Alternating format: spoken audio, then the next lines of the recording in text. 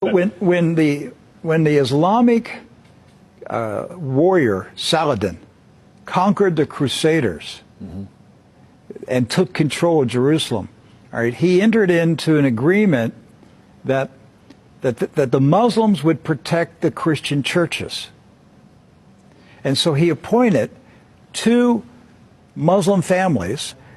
Both of these families had been in Jerusalem for, close to 1,000 years. And each generation has passed down the key. The key. Right. The physical key. Mr. Judah said that the key he presently has is 800 years old. It's incredible. He had another key, but it broke. And this is a Muslim. I mean, yes. Adabid Judah is a Muslim. And he said it's a great honor for a Muslim to hold the key to the Church of the Holy Sepulchre, which is the most important church in Christendom.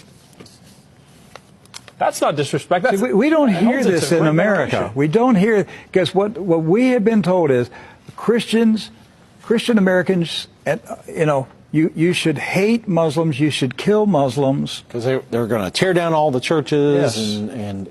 and basically just ransack them and everything else. But here we have two families that for nearly 1,000 years have actually been watching over Christian churches. That's right. So who planted into our minds here in America that we should hate and kill Muslims? Who planted that thought in our head? Because it came into our society after 9/11. That's correct. So 9/11 was a calculated, planned operation, and it changed everything in our country. And so we were saturated with media propaganda, which who owns the media in this country? So we're saturated with this media propaganda. You Americans, you need to hate Muslims. You need to go to war. You need to send your sons to go kill Muslims. All right? And yet, when you go to the Middle East, you find out that the Muslims, like Christians, are taking care of Christian churches. Yes. Do not hold animosity against Christians or Americans, except in the case where Americans are pushing for war in their countries or trying to take their land. So they've lived together. They've lived together for centuries and centuries. Jews, Christians, and Muslims have lived together for centuries. They were buying and selling. They were trading. They were doing business together. They were building houses next door to each other for centuries. And it didn't change until the Zionists came. Now, see, wait a minute. I thought Zionists are Jews. Not all Jews are Zionists. And not all Zionists are Jews. Right.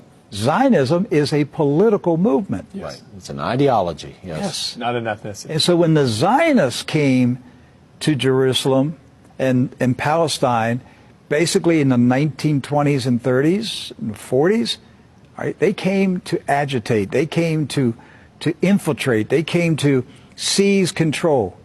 And so they formed paramilitary groups, like Irgun. And that's where Ariel Sharon and Menachem Begin, and these guys were young terrorists. And so there's where the hatred started to come in. The fighting, the animosity, the bitterness. But it didn't start until the Zionists appeared. Jews, Muslims, and Christians were coexisting. Yes. That's right.